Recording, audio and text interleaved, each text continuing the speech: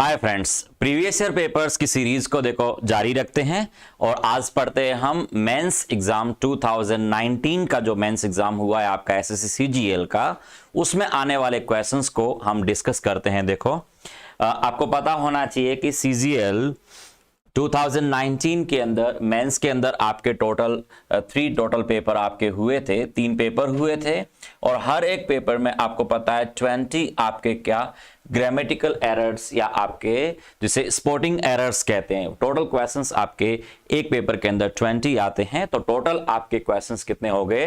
60 questions है वो total आपके बन गए थे। ठीक है ना, टोटल 60 क्वेश्चंस आपको एक ही वीडियो में नहीं, दो पार्ट में हम इसे पढ़ेंगे। तो उसका पहला हिस्सा जो है वो इस वीडियो में आपको मिलेगा। 30 क्वेश्चंस हम इसमें पढ़ते हैं, 30 क्वेश्चंस हम पार्ट सेकंड में पढ़ेंगे। क्लियर है ना? चलो ओके, स्टार्ट करते हैं। देखो आज की इस सीरीज का पहला क्वेश्चन क्या है आपका, क्या क्वेश्चन आपका पूछा गया एसएससी सीजीएल मेंस 2019 के आपके पेपर के अंदर। देखते हैं क्वेश्चन क्या है। देखो, Bhanu finished to read such a thick book in just 2 days। कितना आसान एक सरल सा आपका क्वेश्चन है वो पूछा गया है। इसमें यहां आपको सेंटेंस जिरंड और इन्फिनेटिव के पार्ट वर्ब से आपका क्वेश्चन बना हुआ है। मैं कई बार आपको बता चुका हूं कि फिनिश जब वर्ड आप यूज करते हो तो फिनिश के बाद में कभी भी आप टू इन्फिनेटिव का इस्तेमाल नहीं, जबकि फिनिश का मतलब होता है कोई काम जारी है और चलते हुए काम को आपने वहां पर रोका है। तो कोई भी जारी काम को जब आप रोकते हो तो उस कंडीशन में आप जिरंड का इस्तेमाल करते हो। क्लियर है? तो स्टॉप, जैसे स्टॉप सिंगिंग, इसका मतलब गाते हुए को आपने रोका है, तो स्टॉप हो गया, स्टार्ट हो गया, फिनिश हो गया, बिजी हो गए, प्रीफर, ये जो वर्ड आपके होते हैं जनरली इनके साथ हम क्या करते हैं, जिरंड का इस्तेमाल है वो किया जाता है। प्रीफर में टू इन्फिनेटिव भी आता है और जिरंड का इस्तेमाल भी किया जाता है। डिपेंड करता है कि आप सेंटेंस किस तरह का आप बनाते हो। तो यहां पर आपका सेंटेंस है क्या, भानु फिनिश्ड टू रीड, तो यहां आपको कहना पड़ेगा रीडिंग। फिनिश के बाद में आपको जिरंड का इस्तेमाल करना पड़ेगा, ना कि आपको यहां पर इन्फिनेटिव का इस्तेमाल करना पड़ेगा। क्लिक है ना? तो इस तरह इस वर्ड के साथ आपको जिरंड का इस्तेमाल है वो करना होगा।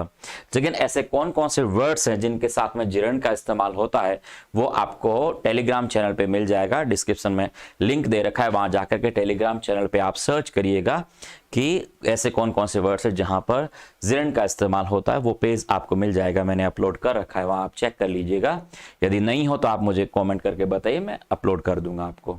ठीक है ना? तो सेंटेंस आपका कौन से पार्ट में गलती है? भानु फिनिश्ड यहां एकदम करेक्ट है। इन जस्ट 2 days ये भी सही है आपका।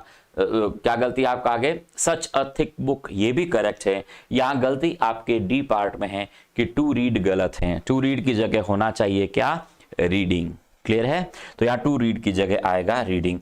तो फिनिश जो वर्ड होता है वो किसी चलते हुए काम को रोकता है, इसलिए आपको फिनिश के साथ में जिरंड का इस्तेमाल है वो करना होता है। क्वेश्चन नंबर फर्स्ट आपके वर्ब टॉपिक से हैं, आपका नॉन फाइनाइट वर्ब, यहां जिरंड का इस्तेमाल है वो किया जाएगा। ठीक है, चलो आगे बढ़ते हैं। देखो अगला क्वेश्चन आपका क्या दिया है। क्वेश्चन काफी सरल पूछे थे। 2019 के मेंस को देखें एज कंपेरेटिव यदि 2017 और 18 के पेपर्स को यदि हम देखते हैं तो 19 के पेपर्स काफी सरल थे। देखो, I shall buy this book if you like it or not. यहां आपको पता होना चाहिए एक कंजंक्शन पेयर यदि हम बनाते हैं तो और या और नॉट का कंजंक्शन, जब भी आप और नॉट का इस्तेमाल करते हो तो कभी भी आप इफ का यूज नहीं करते। और या और नॉट का यूज किसके साथ होता है? वेदर के साथ होता है। तो आप वेदर और वेदर और नॉट का इस्तेमाल है वो करते हैं। तो I shall buy this book whether you like it or not. ठीक है ना? तो यहां इफ की बजाय आपको वेदर कहना पड़ेगा, क्योंकि इफ के साथ कभी भी और या और नॉट का यूज नहीं होता, आपको वेदर का इस्तेमाल है वो करना होगा। क्लियर है? सेंटेंस आपका इसी तरीके से आएगा कि इस इफ दे रखा होगा और आगे आपको या तो और दे देगा या और नॉट, यस या नो वाली कंडीशन वाला सेंटेंस आपको देता है। तो ऐसी कंडीशन में इफ की बजाय आप वेदर का इस्तेमाल है वो कीजिएगा। ठीक है ना? तो क्या आएगा यहां पर? वेदर आता है। तो और या और नॉट दे रखा हो तो वेदर आता है। बहुत ही सरल एक आसान सा आपका कंजंक्शन टॉपिक से बना हुआ क्वेश्चन है। गलती आपके कौन से पार्ट में जा रही है? दिस बुक आपका करेक्ट है यहां पर, और नॉट आपका सही है। आई शैल बाय करेक्ट है। गलती आपके इसी में भी डी पार्ट में गलती है कि इफ की बजाय आपको यहां पर वेदर का इस्तेमाल है वो करना पड़ेगा। ठीक है ना? वेदर आएगा। तो क्वेश्चन आपका स्पोर्टिंग एरर्स मींस आपके ग्रामेटिकल एरर से बना है कि यहां पर आपको वेदर का इस्तेमाल है वो करना होगा। कंजंक्शन टॉपिक से बना हुआ बहुत ही आसान एक सरल सा क्वेश्चन है आपका, ठीक है ना। ओके चलिए, ये पेपर्स आपको सोल्व करना बहुत जरूरी है। किसी भी आप एग्जाम की तैयारी कर रहे हो तो आपको ये बहुत जरूरी है कि पिछले 10 साल में क्या पूछा है एसएससी ने, वो पूरे आपको जानकारी होना बहुत जरूरी है। ये क्लासेस में विशेषकर मेरे ऑफलाइन स्टूडेंट्स के, ऑफलाइन के जितने भी क्लासेस के जो स्टूडेंट्स हैं उनको मैं डेडिकेट करता हूँ, उनके लिए जरूरी है। क्योंकि क्या है कि हम ऑफलाइन क्लासेस के अंदर हमारे पास इतना समय नहीं होता कि सारे के सारे 10 साल के पेपर्स हम कंप्लीट कर पाए। तो आपके लिए ये सही है कि आप इन वीडियोस से इन क्वेश्चन को आप इन्हें कंप्लीट करो। मैं वादा करता हूं कि 10 साल तक का मैं मैटर आपको यहां कवर करवा दूंगा। पिछले 10 साल में क्या पूछा है एसएससी ने वो हम कवर करेंगे। क्लियर है? चलिए ओके, नेक्स्ट क्वेश्चन की बात करते हैं। क्या है अगला क्वेश्चन आपका? सरल क्वेश्चंस बने हैं। आप यदि बेसिक स्ट्रिक्ट ग्रामर पे आप जाते हो, अपने ग्रामर यदि आप अच्छी तरीके से आप पढ़ते हो, आगे हम ग्रामर के टॉपिक पढ़ेंगे तब आपको गहराई से पता चलेगा कि ग्रामर क्या होती है, किस तरीके से टॉपिक आपके हैं, वो बेस आपका तैयार होता है। क्लियर है ना? चलो देखते हैं। हाँ, क्वेश्चन क्या है आपका? My grandmother is quite concerned to my progress at school. देखो क्या गलती है यहां पर, my grandmother is quite concerned. Concerned के बाद में आप टू का इस्तेमाल नहीं करते हैं, कंसर्न्ड के बाद अबाउट का इस्तेमाल होता है। ठीक है, ये बहुत सरल और सिंपल से आपके क्वेश्चन है। यदि पहले कोई भी स्टूडेंट्स आप क्लासेस में रहे हो तो बहुत सरल हैं ये, हम बहुत नॉर्मल वे में डेली डिस्कस करने वाले सेंटेंसेस होते हैं आपके।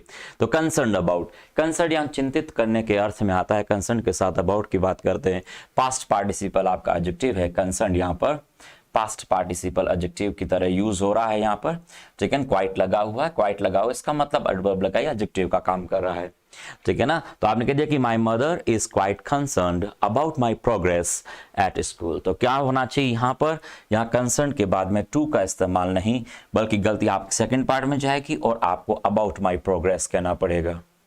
कंसर्न्ड आपको पता होना चाहिए कि किसी वर्ड के पहले लगाते हैं तो उसका मीनिंग कुछ और निकलता है, आप बाद में लिखते हो तो उसका मीनिंग कुछ और निकलेगा। जैसे देखो पास्ट पार्टिसिपल आपका एडजेक्टिव की तरह काम कर रहा है ये। जैसे मान लो आपने वर्ड यूज करा कि अ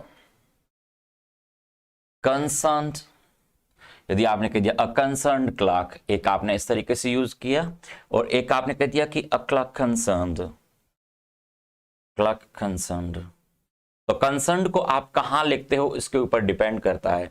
यदि आपने क्लर्क, यहां पर नाउन है क्लर्क, और कंसर्न्ड आपने पहले लिखा है तो पहले लिखोगे तो इसका अर्थ हो जाएगा चिंतित, ये चिंतित के अर्थ में आएगा।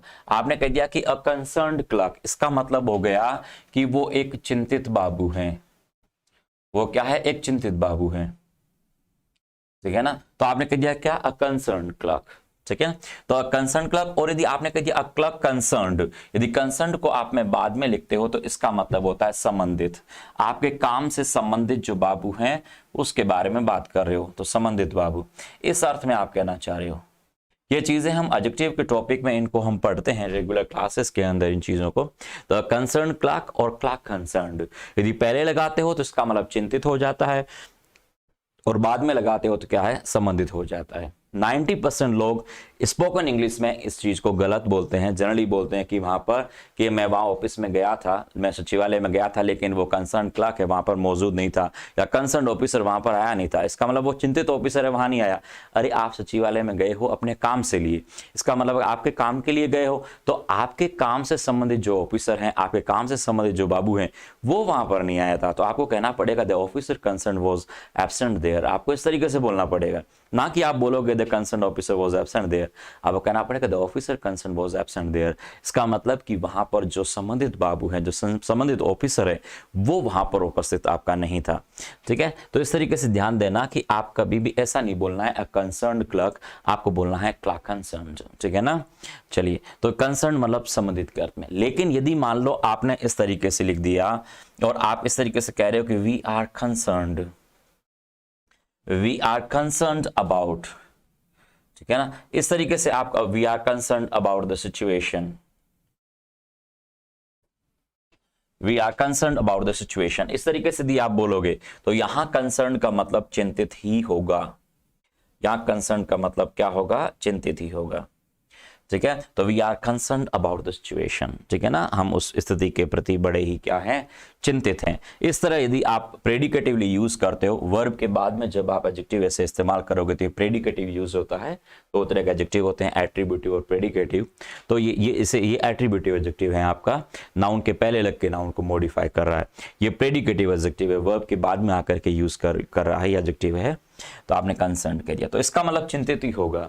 और इसी फॉर्मेट को इस आपके क्वेश्चन में यूज किया है, इस क्वेश्चन में यूज किया है कि my mother is quite concerned, तो आपको कहना पड़ेगा अबाउट। यहाँ कंसर्न का मतलब चिंतित के अर्थ में ही होगा, और आपने यहाँ क्वाइट यूज किया है, इसका मतलब आपने एडजेक्टिव की तरह ही इस्तेमाल किया है इस कंसर्न को, ये वर्ब नहीं है। चलो अगले क्वेश्चन की ओर चलते हैं। बहुत आसान सवाल है ये, ज्यादा इतना मुश्किल क्वेश्चंस आपके नहीं पूछे गए, बहुत इजी क्वेश्चंस आपके पूछे गए थे। चलिए, हाँ, 4 क्वेश्चन है आपका, देखो कि no sooner had Kavya started her online class that the web connection was lost. पहली बात तो आपको पता होना चाहिए कि नो सूनर से जब आप सेंटेंस स्टार्ट करते हो तो सेंटेंस में क्या होना चाहिए, इन्वर्जन होना चाहिए। आपने हैड कर दिया और हैड के आपने हेल्पिंग वर्ब पहले कर दी और सब्जेक्ट बाद में कर दिया, इसका मतलब आपने यहाँ इन्वर्जन कर रखा है। इन्वर्जन में किसी भी तरह की प्रॉब्लम नहीं है, लेकिन आपको पता होना चाहिए कि नो सूनर के साथ में आपको देन का यूज करना होता है। और देन कौन सा, THAN या THEN, आपको THAN वाले देन का यूज करना है। THEN तो एक टाइमिंग होती है, नाउ का पास्ट होता है देन, किसी के साथ भी कंजंक्शन पेयर नहीं बनाता, तो आपको वहां पर देन का यूज करना पड़ेगा। ठीक है, तो देन आप गलती कहाँ जा रही है, कौन से पार्ट में है, वॉज लॉस्ट। यहाँ पर पास्ट टेंस होना चाहिए, आपका पास्ट का परफेक्ट आ रहा है हैड स्टार्टेड, तो इधर पास्ट टेंस होना चाहिए, वॉज लॉस्ट यहाँ पर पास्ट टेंस हो ही रहा है। ठीक है, तो यहाँ पे क्या होगा, यहाँ पे वॉज लॉस्ट करेक्ट है। दैट द वेब कनेक्शन आपका यहाँ गलत जा रहा है, दैट की जगह होना चाहिए क्या होना चाहिए, इसकी जगह आपको देन कहना पड़ेगा। तो नो सूनर के साथ आपको देन का इस्तेमाल करना है। तो ध्यान रखना, नो सूनर से सेंटेंस स्टार्ट होता है तो दो चीजें ध्यान में रखनी है। एक तो आपको इन्वर्जन करना है, आपका पार्शियल इन्वर्जन होता है, यहाँ सब्जेक्ट से पहले आपको वर्ब, हेल्पिंग वर्ब का इस्तेमाल करना होता है। मेन वर्ब का इस्तेमाल आप सब्जेक्ट के बाद करोगे, ठीक है। और बाद में आपको यदि पास्ट का परफेक्ट है तो पास्ट का सिंपल टेंस आपका यहाँ रह ही रहा है, और आगे जो आपको है देन का इस्तेमाल करना होगा, THAN वाले देन का इस्तेमाल हम नो सूनर के बाद करते हैं। एक कंजंक्शन टॉपिक से बना हुआ एक आसान सा सवाल है। चलो आगे बढ़ते हैं क्वेश्चन नंबर आप 5 की ओर। हाँ, इन क्वेश्चंस को तो देख के आपको लग रहा होगा कि बहुत ऐसे काफ़ी इजी हैं, हल्का फुल्का थोड़ा आप अच्छी, मतलब हल्की फुल्की तो नहीं कह सकते, बहुत अच्छी खासी तैयारी यदि आप करते हो। बेसिक ग्रामर आपकी बहुत अच्छी, मेन बात तो बेसिक ग्रामर आपको आनी चाहिए, बेसिक फॉर्मूला जो होते हैं वो आपको पता होना चाहिए। विशेष कर टेंस का टॉपिक बहुत अच्छी तरीके से आपको आना चाहिए। टेंस हो गए, नाउन के जो टॉपिक हैं, बेसिक जो टॉपिक्स हैं, बेसिक एंड जो वर्ब का आपका टॉपिक होता है वो बहुत मजबूत आपका होना चाहिए, ठीक है ना। तो कोई भी क्वेश्चन आप कर सकते हो, ठीक है ना। फिर आप सब्जेक्ट और एग्रीमेंट का कैसा भी क्वेश्चन कर लीजिए, बाकी टॉपिक्स धीरे धीरे आपके आराम से कवर होते हैं, वोकैब धीरे धीरे स्ट्रांग होती है, तो फिर ये चीज़ें बहुत ईजी हो जाती है, ठीक है। चलो देखो क्या है आपका क्वेश्चन, क्या है देखिए। हाँ, he was not able to give many time to his researches. देखो सेंटेंस में क्या कर रखा है आपने, एक टाइम वर्ड यूज करा। टाइम आपकी एक कैसी है, अनकाउंटेबल नाउन है, और टाइम के साथ आपने मैनी लिख दिया, ठीक है ना। तो मैनी का इस्तेमाल आप किसके साथ, काउंटेबल नाउन के साथ करते हैं। तो मैनी डिटरमिनेंट का यूज आप टाइम के साथ तो कर नहीं सकते ना, आपको यहाँ कहना पड़ेगा मच टाइम। मैनी टाइम की बजाय आपको कहना पड़ेगा मच टाइम। टाइम आपकी यहाँ पर एक अनकाउंटेबल नाउन है, तो आपको कहना पड़ेगा मच टाइम। लेकिन हाँ, अ गुड टाइम का इस्तेमाल किया जाता है। टाइम आपकी जरूर एक अनकाउंटेबल नाउन है, लेकिन आप अ गुड टाइम कह सकते हो, a great time, we had a great time over there, आप यूज कर सकते हो, ठीक है ना।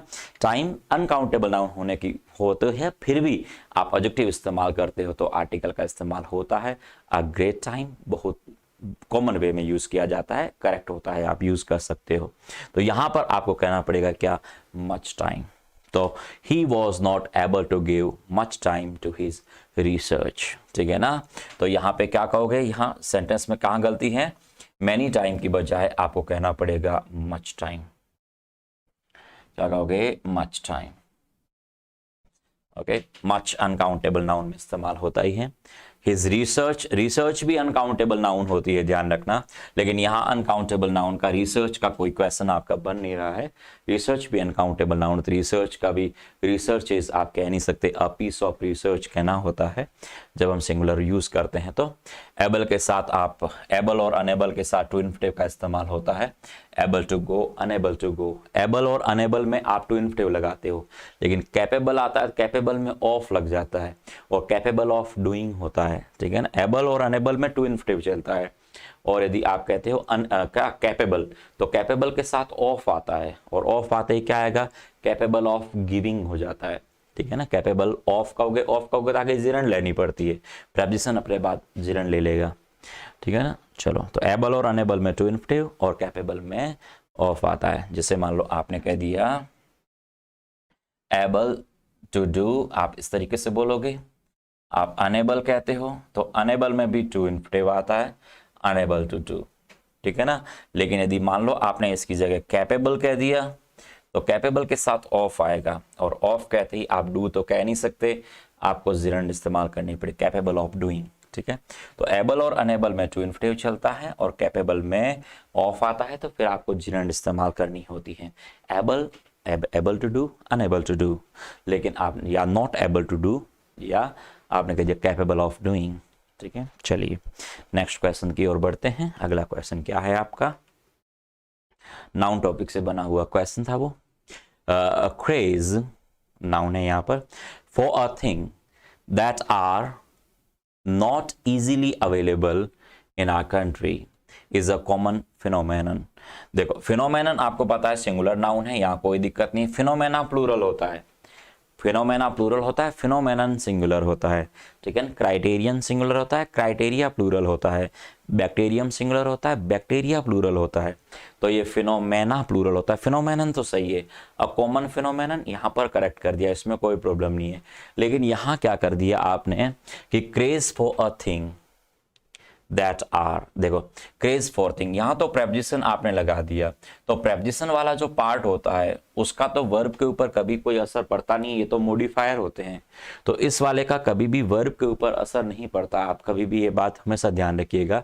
और उसके पहले आपने नाउन क्या लिखी हुई है, क्रेज नाउन आपने लिखी है, तो क्रेज नाउन के अकॉर्डिंग ही आपकी वर्ब आपकी इस्तेमाल होगी।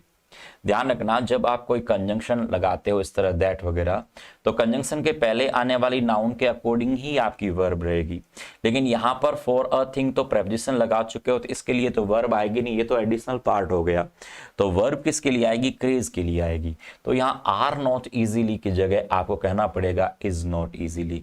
ये सब्जेक्ट और एग्रीमेंट का पहला ही आपका रूल है, बेस रूल है सब्जेक्ट और एग्रीमेंट का, कि सेंटेंस कह रहा है कि क्रेज फॉर अ थिंग, किसी भी एक चीज के लिए क्रेजीपन होना, आपका क्रेजीनेस होना, तो craze for a thing that is not easily available. तो यहां पर आपको आर की बजाय आपको क्या कहना पड़ेगा, इज कहना पड़ेगा। एक आसान सवाल है, सब्जेक्ट और एग्रीमेंट टॉपिक से बना हुआ आपका एक सिंपल सा आपका क्वेश्चन आपका बना हुआ है। क्लियर है। चलिए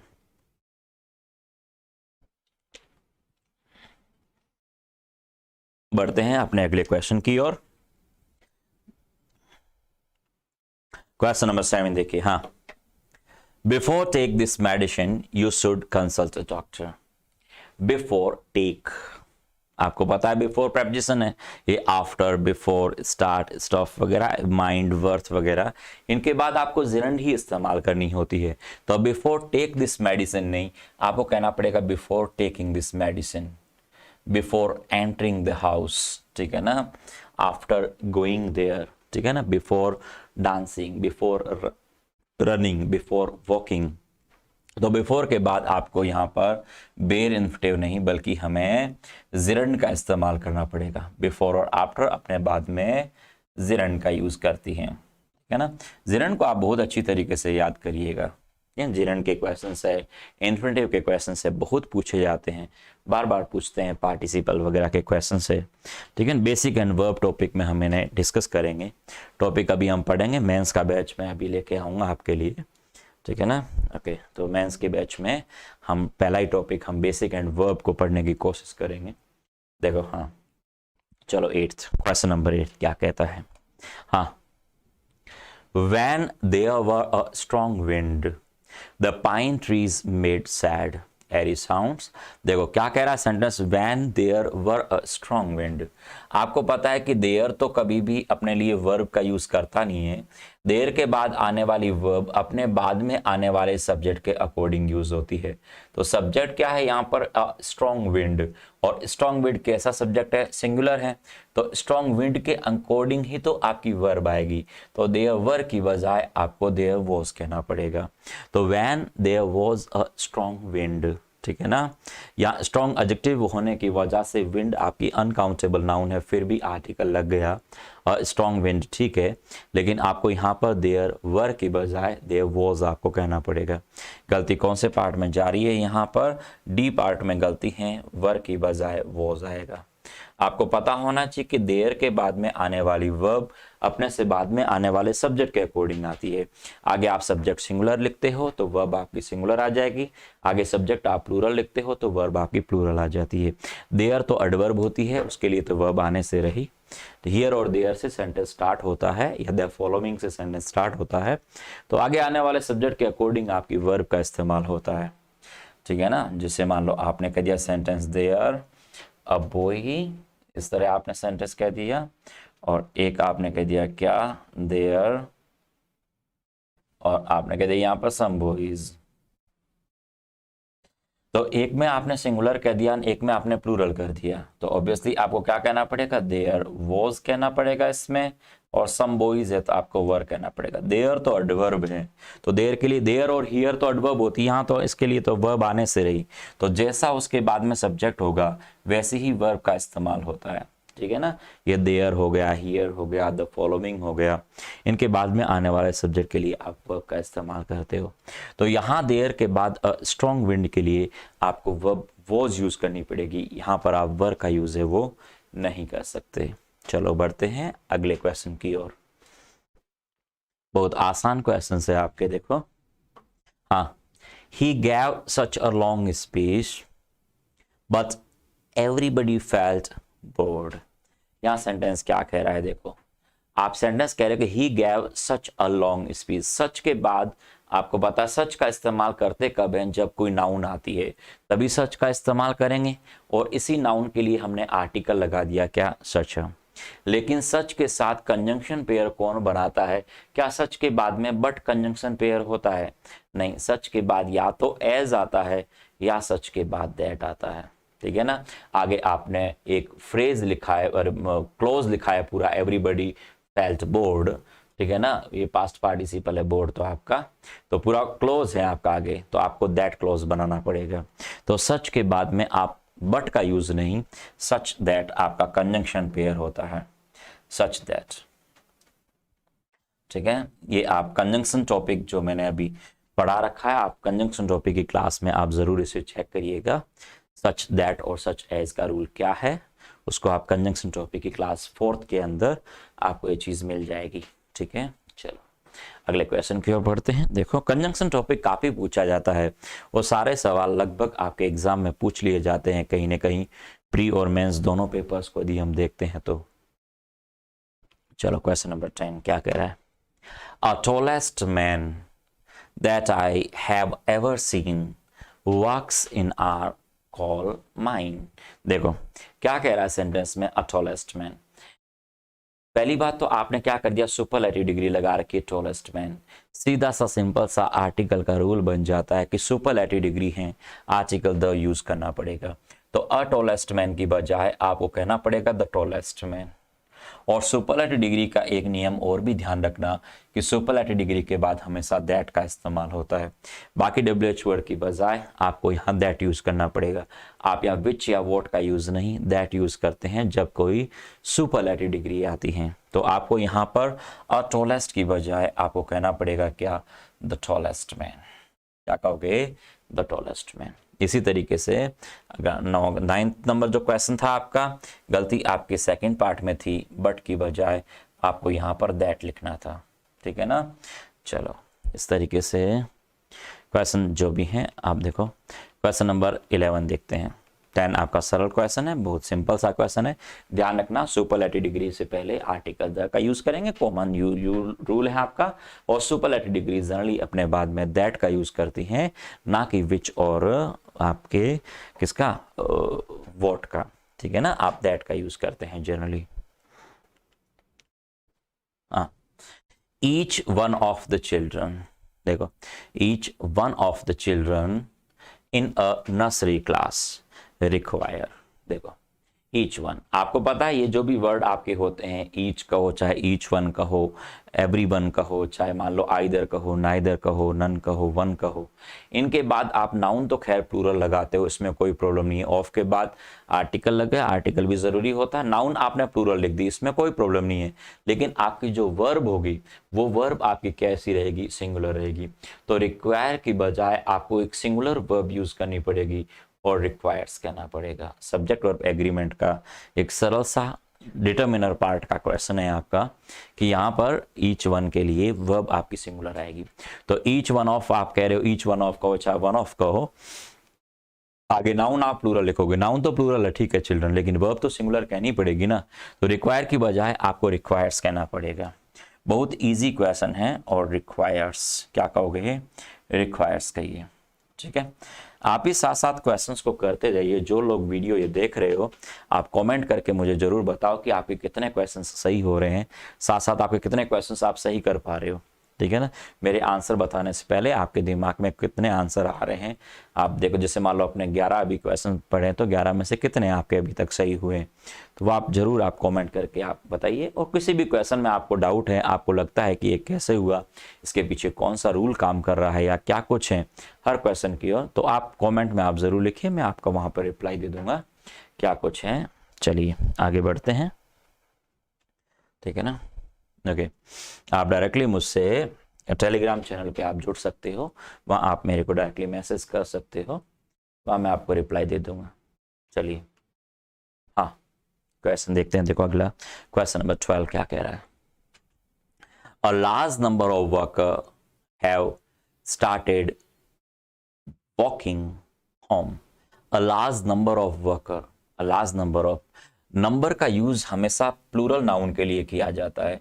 नंबर, न्यूमरस, ये जो वर्ड होते हैं ना, चाहे अ नंबर ऑफ कहो, चाहे द नंबर ऑफ कहो, चाहे अ लार्ज नंबर ऑफ कहो, इससे कोई फर्क नहीं पड़ता। आगे आने वाली जो नाउन होती है वो हमेशा प्लूरल होती है। तो आप यहाँ अ नंबर ऑफ वर्कर नहीं, आपको वर्कर्स कहना पड़ेगा, ठीक है ना, आपको वर्कर्स कहना पड़ेगा। ठीक, गलती कौन से पार्ट में जा रही है, यहाँ पर डी पार्ट में गलती है कि यहाँ वर्कर की बजाय आपको वर्कर्स कहना पड़ेगा, ठीक है ना। नंबर ऑफ का नियम यही है कि आप इसमें नाउन तो हमेशा प्लूरल रखनी पड़ती हैं, वर्ब जो होती हैं वो द नंबर ऑफ में सिंगुलर आती हैं और अ नंबर ऑफ में प्लूरल आती है, ठीक है ना। चाहे मान लो आप अ नंबर ऑफ की बात कर रहे हैं, यदि हम अ नंबर ऑफ की बात कर रहे हैं, चाहे आप द नंबर ऑफ की बात कर रहे हैं, आपको ये पता होना चाहिए कि नंबर ऑफ के बाद में आने वाली नाउन जो होती हैं वो हमेशा प्लूरल आएगी। आप अ नंबर ऑफ कहोगे तब भी आपको वर्कर्स नाउन आपको प्लूरल कहनी पड़ेगी, और द नंबर ऑफ कहोगे तब भी आपको नाउन प्लूरल कहनी पड़ेगी। नंबर ऑफ का यूज हमेशा प्लूरल काउंटेबल नाउन के लिए इस्तेमाल होता है, अनकाउंटेबल के लिए आता नहीं है और ना सिंगुलर नाउन के लिए आता है। बस वर्ब का अंतर आ जाता है कि हम अ नंबर ऑफ कहते हैं तो वर्ब आपकी प्लूरल होती हैं, और यदि आप द नंबर ऑफ कहते हो तो वर्ब आपकी सिंगुलर होती है, ठीक है। चले तो यहाँ the a number of workers आपको वर्ब आर आएगी और द नंबर ऑफ वर्कर्स आपकी वर्ब क्या आएगी, इज आएगी, ठीक है ना। चलो अ नंबर ऑफ और द नंबर ऑफ, ठीक है। चले अगले क्वेश्चन की ओर बढ़ते हैं। देखो आगे क्या होगा। हाँ देखो नेक्स्ट तो क्या है इसमें कि a large number of worker, नहीं आपको वर्कर्स कहना पड़ेगा। बढ़ते हैं अगले क्वेश्चन की ओर। देखो हाँ, in this lockdown period every worker, every के साथ नाउन आपको सिंगुलर रखनी पड़ेगी, एवरी वर्कर, ठीक है, in the factory has started bring their on lunch. Same वही प्रॉब्लम कर दी यहाँ पर कि स्टार्ट के बाद में आपने वर्ब की फर्स्ट फॉर्म कर दी। ब्रिंग तो आपकी वर्ब की फर्स्ट वाली फॉर्म है, आपको स्टार्ट के साथ जिरंड का इस्तेमाल करना पड़ेगा। तो स्टार्ट ब्रिंग नहीं, आपको यहाँ कहना पड़ेगा स्टार्टेड, और ब्रिंग की आईएनजी वाली फॉर्म कहनी पड़ेगी। ब्रिंग की आईएनजी वाली फॉर्म कौन सी होगी? ब्रिंगिंग। स्टार्ट ब्रिंगिंग कहना पड़ेगा, आपको यहाँ जिरंड कहना पड़ेगा।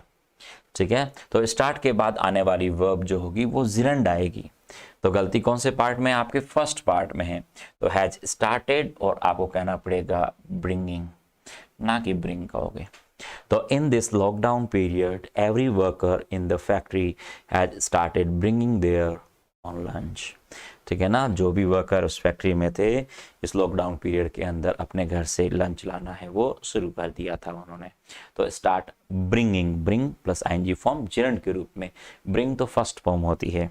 ठीक है, तो आपको फोर्थ फॉर्म आईएनजी फॉर्म आपको यहाँ पे यूज करनी होगी। तो स्टार्टेड ब्रिंगिंग। ठीक है, चलो आगे बढ़ते हैं।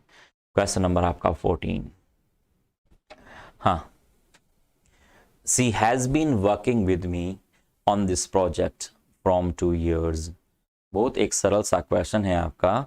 ही हैज बीन वर्किंग, आपने परफेक्ट कॉन्टिन्यूअस टेंस लिखा है, और फिर आप कह रहे हो कि with me on this project, वो आप कह रहे हो कि इस वाले प्रोजेक्ट के ऊपर वो 2 साल से मेरे साथ काम कर रही हैं। तो आपको कहना पड़ेगा सेंटेंस में she has been working with me on this project for 2 years। ठीक है ना, तो यहाँ पर फ्रॉम 2 years की बजाय आपको कहना पड़ेगा फॉर।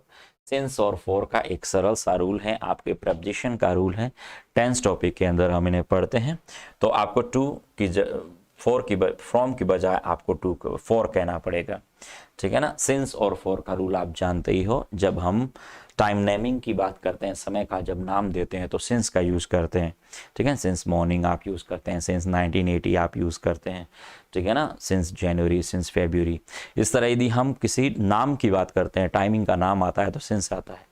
लेकिन उसी टाइमिंग को काउंट करने की बात करते हैं, 2 years, 3 years, 5 months, 6 months। ठीक है ना, इस तरीके से आप यूज़ करते हैं, तो उस कंडीशन में आपको वहाँ पर फॉर का यूज़ करना होता है। फ्रॉम जनरली वहाँ आता है जहाँ समय निश्चित नहीं होता है, जैसे फ्रॉम टाइम इमेमोरियल।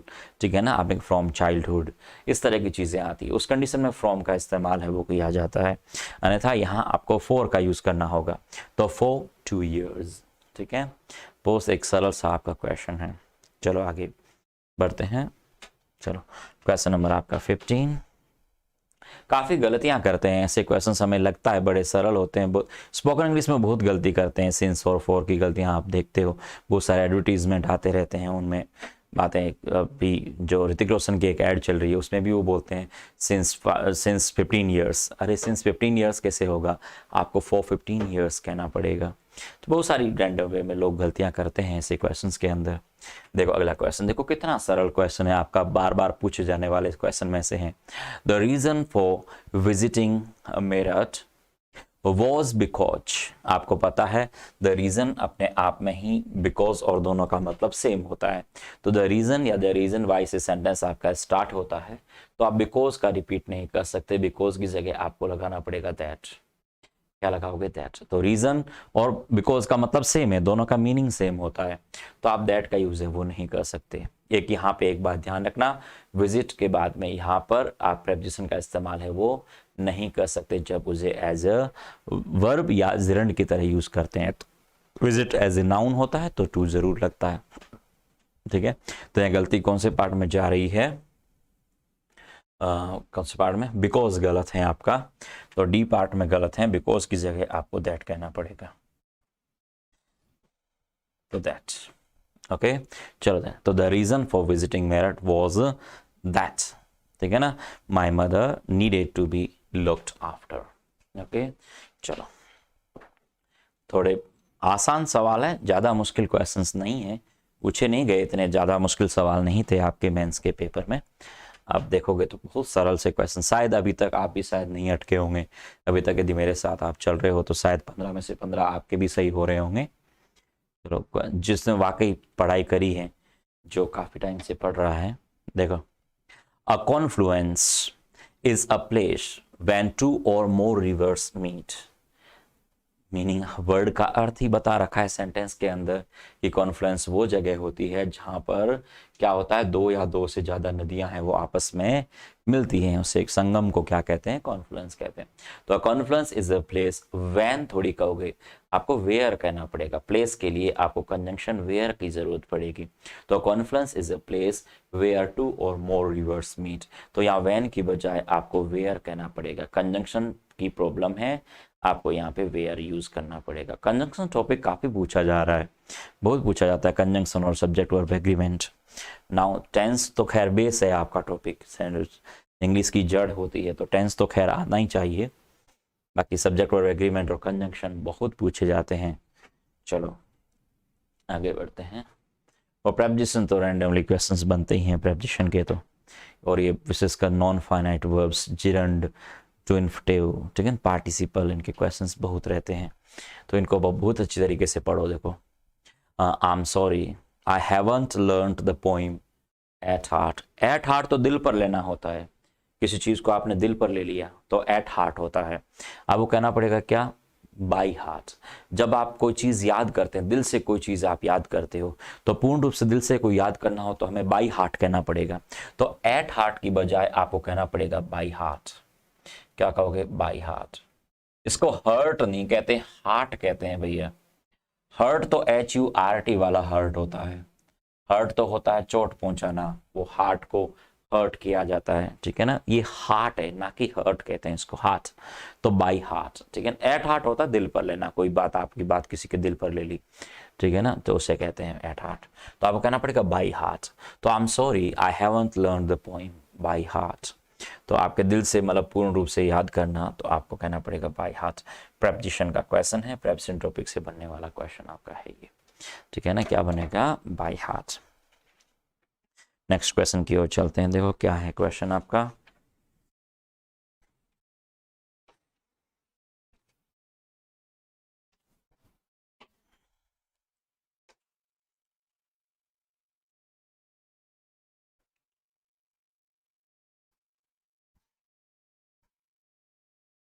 हाँ चलो नेक्स्ट देखो, कुछ स्टूडेंट जो मुझसे नए जुड़े हैं या नए नए लोग जो देखते हैं, हो सकता है मेरी टीचिंग स्टाइल आपको थोड़ी स्लो लग रही हो, जिनको स्लो लगती है वो थोड़ा तेज करके पढ़ लीजिएगा, ठीक है ना, आप उसको थोड़ा तेज करके पढ़ लीजिएगा, जिन्हें थोड़ा स्लो लगे, धीरे धीरे आप भी यूज टू हो जाओगे, यदि आप पढ़ोगे तो चीज़ों को, ठीक है ना, क्वालिटी कंटेंट मिलेगा आपको, चीज़ें पढ़ने में मिलेगी।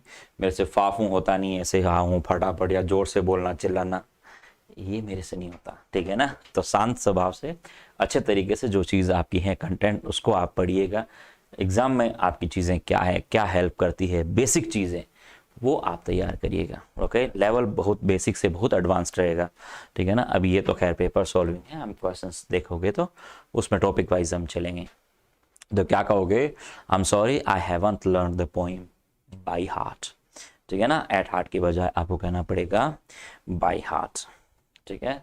तो पूरी तरीके से याद करने के अर्थ में कहोगे, एट हार्ट कोई चीज आप दिल पे ले लेते हो, उस अर्थ में कहते हैं। क्वेश्चन नंबर 18 को पढ़ते हैं, देखो, two flyovers have been propose, have been propose कहोगे, हैव बीन प्रपोज्ड कहना पड़ेगा, बी वर्ब के साथ वर्ब की फर्स्ट फॉर्म का इस्तेमाल नहीं करेंगे, या तो प्रपोजिंग होगा या प्रपोज्ड होगा।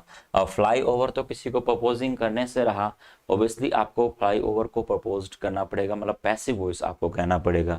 तो प्रपोजल किसका दिया गया है, फ्लाई ओवर्स का दिया गया है, तो sentence must be in passive voice, तो प्रपोज्ड आएगा, क्या आएगा, प्रपोज्ड। तो क्या कहोगे सेंटेंस में, two flyovers have been proposed, ठीक है ना, in the new plan to, क्या कहोगे, डिगॉन्स्ट MG रोड, ठीक है ना, ओके। तो कौन सा बनेगा इसमें, आपकी गलती कहाँ जा रही है, सेकंड पार्ट में जा रही है कि हैव बीन प्रपोज की बजाय हैव बीन प्रपोज्ड। सेंटेंस आपका पैसिव वॉइस है, ठीक है ना, प्रपोज्ड। पैसिव वॉइस की क्लासेस में अभी अपलोड करूंगा, आपका बेस आपको पैसिव वॉइस आना चाहिए। एक्टिव पैसिव से बनने वाले क्वेश्चंस काफ़ी अच्छे और यूनिक होते हैं, उन्हें आपको पता होना चाहिए, बहुत इजी वे में आप तैयार कर सकते हो, ठीक है ना। जब सब्जेक्ट आपका यहाँ पर क्या है, अफेक्टेड है, तो फ्लाई ओवर्स को ही तो हम प्रपोज करते हैं, लोग प्रपोजल देंगे ना। चलो, प्लान अपने बाद टू इन्फिनेटिव लेता है, ध्यान रखना, प्लान के बाद हमेशा टू इन्फिनेटिव, प्लान हो गया, मैनेज हो गया, ये अपने बाद टू इन्फिनेटिव लेते हैं। ठीक है ना, we are planning to go there. तो प्लान कौन सा होगा, आगे होने वाली एक्टिविटी के लिए प्लान करते हैं, तो वो टू इन्फिनेटिव रहता है हमेशा प्लान के बाद। क्वेश्चन नंबर 19 देखो, a large amount of money he invested were wasted. अब आपने सेंटेंस में कह दिया a large amount of money, money uncountable noun है, तो हम लार्ज अमाउंट ऑफ, ठीक है, इसमें कोई प्रॉब्लम नहीं है। ही इन्वेस्टेड तो एक पोस्ट मॉडिफायर है, ठीक है, ये तो पोस्ट मॉडिफायर है, तो इसके बाद आने वाली जो वर्ब है वो किसके अनुसार आनी चाहिए, मनी के अनुसार आनी चाहिए। और मनी कैसी वर्ब है, नाउन है आपकी, अनकाउंटेबल नाउन है मनी, तो मनी अनकाउंटेबल नाउन है। और लार्ज अमाउंट ऑफ भले लिखो, अमाउंट ऑफ के वर्ब अनकाउंटेबल नाउन के लिए इस्तेमाल होता है अमाउंट ऑफ, तो अनकाउंटेबल नाउन के लिए वर्ब प्लूरल नहीं, वर्ब सिंगुलर लगानी पड़ेगी। तो वर वेस्टेड की जगह वॉज वेस्टेड कहना पड़ेगा। ही इन्वेस्टेड तो पोस्ट मॉडिफायर है, यहाँ इसके लिए वर्ब का इस्तेमाल हम कभी नहीं करते हैं। उसके पहले आने वाले मनी के लिए आपको वर्ब लगानी पड़ेगी, वॉज वेस्टेड। तो क्या होना चाहिए, अ लार्ज अमाउंट ऑफ मनी तो करेक्ट है, ही इन्वेस्टेड भी करेक्ट है, यहाँ पर आपको कहना पड़ेगा वॉज वेस्टेड। या आप ऐसे भी कह सकते थे अ large amount of money that he invested, तो दैट आप यहाँ लगा भी सकते थे, हटा भी सकते थे, दैट आप लगाओ तो भी ठीक है, नहीं लगाओ तो भी ठीक है, ऑप्शनल कंजंक्शन होता है आपका। चलो देखो नेक्स्ट देखो, क्वेश्चन नंबर 20, हाँ, no one have ever visited this place before. आपने कहा no one have ever visited this place before, बहुत ही सरल क्वेश्चन है, नो वन हैज नहीं, नो वन हैज, हैव नहीं, हैज कहना पड़ेगा, no one has ever visited this place before, ठीक है ना। तो आप यहाँ हैव की बजाय हैज कहना पड़ेगा, तो has ever visited. No one singular होता है, ठीक है ना, ये जो आइदर, नाइदर, नन, वन, ठीक है ना, ईच, एवरी वगैरह ये सिंगुलर होते हैं, तो आपको वर्ब सिंगुलर यूज करनी पड़ेगी। तो यहाँ पर हैव एवर की बजाय आपको हैज एवर करना पड़ेगा। कितने आसान आसान सवाल पूछे हैं, इतने मुश्किल सवाल लग ही नहीं रहा कि मेंस के पेपर में ऐसे सवाल आपके बन सकते हैं, ठीक है ना। लेकिन 19 के पेपर में काफ़ी सरल आपके क्वेश्चंस पूछे, पहले पेपर सरल बना देते हैं, बाद में नॉर्मलाइजेशन कर देते हैं, ठीक है ना, पता नहीं क्या करते हैं, पेपर का लेवल ही ऐसा रखो ना ताकि उसकी ज़रूरत भी ना पड़े। खैर, पढ़ने वाले स्टूडेंट्स को बहुत नुकसान होता है इन चीज़ों का। हाँ, I want you to complete this work by 2 days। अब बाई 2 days तो हम कह नहीं सकते, आपको विद इन 2 days आपको कहना पड़ेगा, उस समय से पहले, तो क्या कहोगे, विद इन 2 days। तो आप कहोगे I want you to complete this work within 2 days, ठीक है ना, बहुत सरल है, विद नहीं विद इन कहना पड़ेगा। मैं नहीं समझता कि अभी तक आपने मेरे साथ अभी यहाँ तक अभी आप पढ़े हो तो आपको किसी क्वेश्चन में कोई तकलीफ हो रही होगी। बहुत आसान क्वेश्चंस हैं, बहुत इजी वे में आप इन्हें कंप्लीट कर पा रहे होंगे, बहुत इजी हैं, ठीक है ना। यदि ऐसे इजी क्वेश्चंस आपके 2020 वाले पेपर में भी आ जाए, बहुत बल्ले बल्ले हैं आपके, ठीक है ना। लेकिन पढ़ने वालों को थोड़ा ज़्यादा नुकसान होगा, ऐसे व्यक्ति जो ये जानते हैं कि 185 या 190 प्लस लाने वाले जो स्टूडेंट्स हैं, लेकिन उनके लिए खतरा है यदि इतने सरल पेपर यदि आपको दे दें तो, ठीक है। लेकिन इंग्लिश का एक ये है कि कॉम्प्रिहेंशन लेवल काफ़ी अच्छा देते हैं, तो क्लॉज टेस्ट पैसेज बिना प्रैक्टिस वाले वो नहीं कर पाते हैं, तो वहाँ मार्क्स हैं थोड़े उनके पीछे रह जाते हैं वो, ठीक है। चलो देखो 22nd क्वेश्चन नंबर क्या कह रहा है, the venue for the wedding have not yet been finalised. कितना सरल क्वेश्चन दिया है। आपको पता है प्रेपोजिशन वाला पार्ट जो भी आप लिखते हो ना, इसका आप सब्जेक्ट में कंसीडर करें ही नहीं, ये तो आपका एडिशनल पार्ट होता है, मॉडिफायर होते हैं, पोस्ट मॉडिफायर, तो इनका वर्ब के ऊपर कभी असर नहीं पड़ता है। इसके पहले क्या लिखा हुआ, प्रेपोजिशन से पहले क्या लिखा हुआ है, द वेन्यू लिखा हुआ है, और वेन्यू के अकॉर्डिंग ही आपकी वर्ब आएगी। तो हैव नॉट की बजाय आपको हैज नॉट कहना पड़ेगा, has not yet been finalised, ठीक है ना। हैव नॉट का यूज पहली वर्ब के बाद ही होता है, फिर एडवर्ब आपने लगा दी। येट जनरली नेगेटिव सेंटेंस में इस्तेमाल होता है, पॉजिटिव में स्टिल यूज होता है जनरली। तो the venue for the wedding या हैज नॉट क्या कहोगे, yet been finalised. Sentence in passive voice है आपका, ठीक है, जो वेन्यू को हम ही फाइनलाइज करेंगे, वो तो खुद तो फाइनलाइज होने से रहा, तो हैव की बजाय आपको हैज कहना पड़ेगा, हैज नॉट येट, ठीक है ना। जनरली पॉजिटिव सेंटेंस में यट की बजाय सो फार का यूज करते हैं। स्टिल अलग सेंस में आता है, यट अलग सेंस में आता है। सो फार अब तक, उस अर्थ में सो फार यूज किया जाता है। खैर नेक्स्ट देखो question number 23rd। There was enough evidence to convict him on selling of fake medicines. देखो पहली बात तो ये जो आपका क्वेश्चन आपका बना हुआ है ऑन सेलिंग, कौन जो कन्विक्ट आप लिखते हो, कन्विक्ट के बाद कभी ऑन का इस्तेमाल नहीं, कन्विक्ट अपने बाद ऑफ लेता है।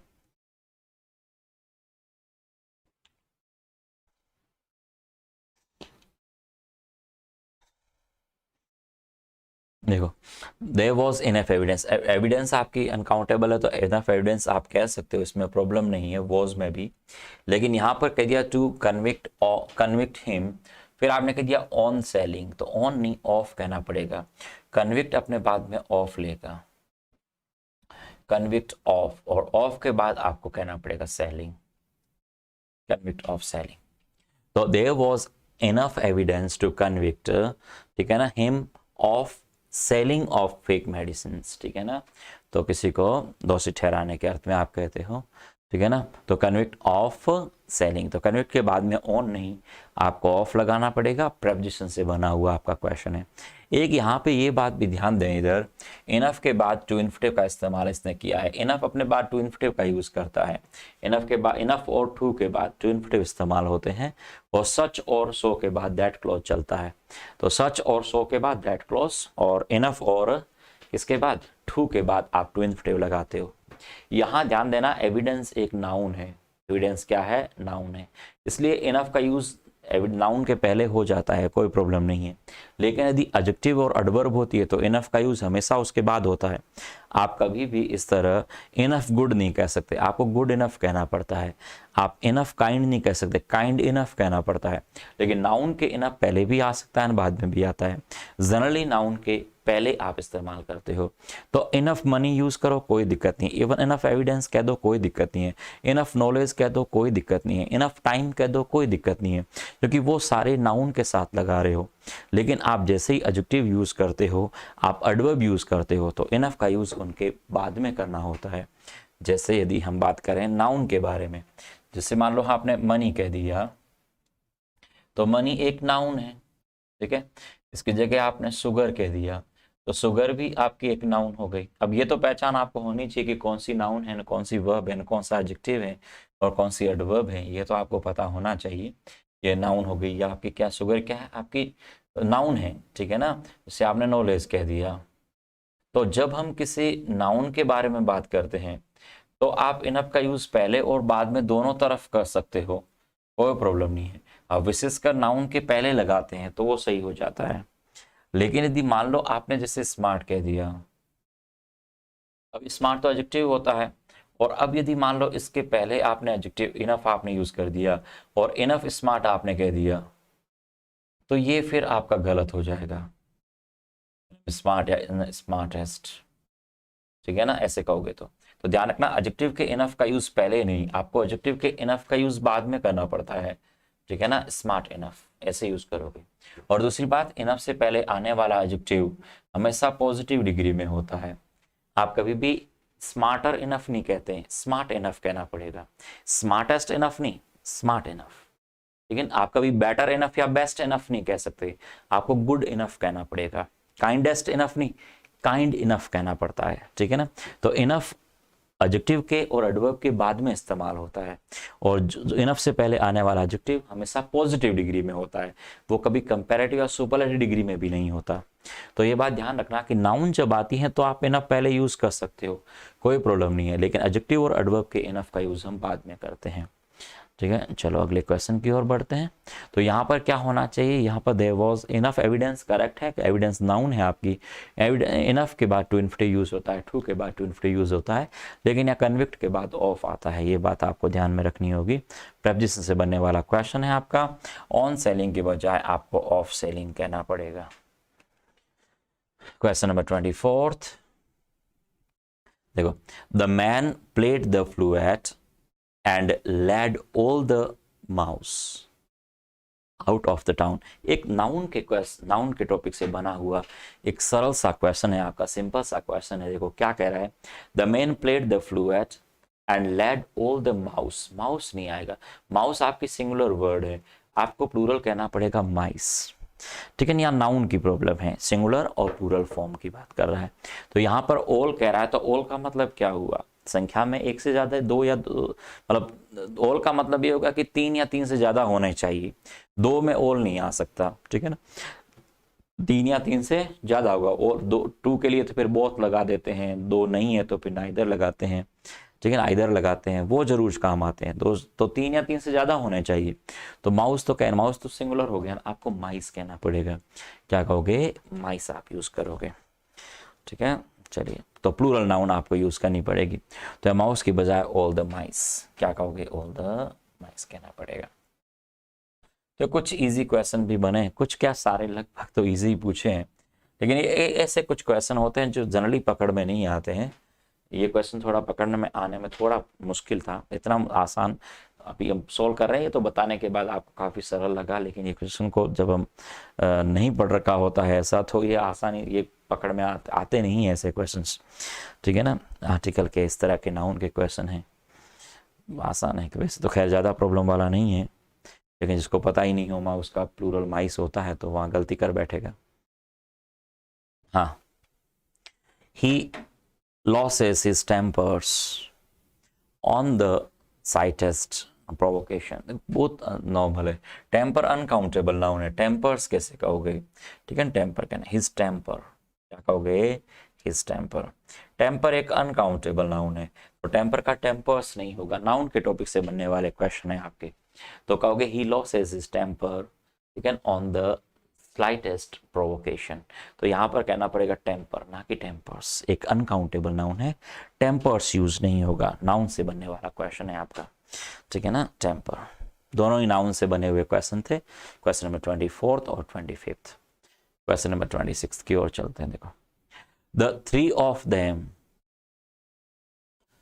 shouted out of each another।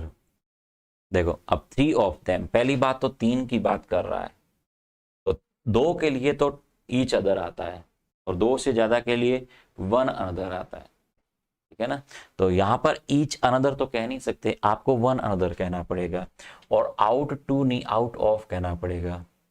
ठीक है ना, और ईच अदर की बजाय आपको दो, देखो ईच अदर होता है दो के लिए, तो आप यहां ईच अदर तो कह नहीं सकते, आप ईच अदर तो कहोगे नहीं, आपको कहना पड़ेगा वन अनदर। क्या कहना पड़ेगा, वन अनदर। ठीक है ना, और आउट टू नहीं, आउट ऑफ कहना पड़ेगा, out of one another.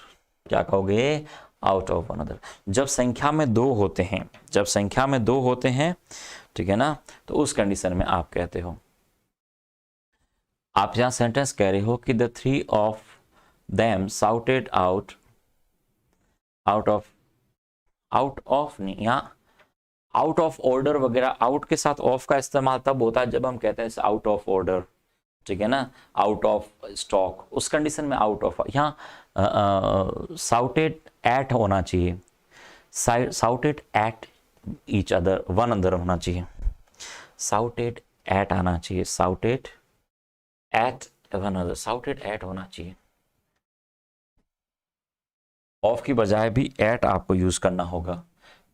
Out of उस कंडीशन में यूज करते हैं out of order.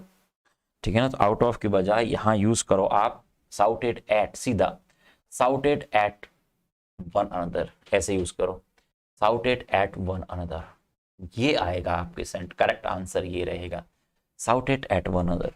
The three of them shouted at one another when the train started moving. Start के बाद जिरंड आती है, स्टार्टेड मूविंग आपने यूज कर ही लिया।